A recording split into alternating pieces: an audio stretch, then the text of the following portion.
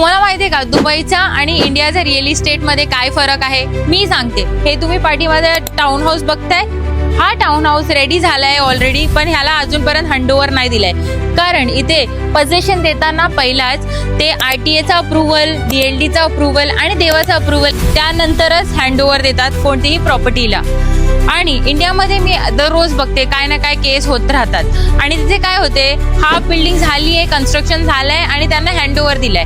ह्याच्या जीवाचा रिस्क असतो, कधीही काही पडू शकतात तुमच्यावर आणि हे अजिबात सेफ नाही. आणि तुम्ही एम्युनिटी पण एन्जॉय करू नाही शकणार कारण बिल्डिंग रेडीच नाही झाली आहे, तर काय एन्जॉय करणार. म्हणून दुबई सर्व सेफ्टी बघतो आणि तेव्हाच तुम्हाला हँडओव्हर करतो कोणताही प्रोजेक्ट. तर तुम्ही जे असे लोक आहेत जे सेफ्टी बघतायत आणि दुबईमध्ये बंगलोमध्ये इन्व्हेस्टमेंट करायची आहे हे बघतायत, तर आजच कॉन्टॅक्ट करा मला.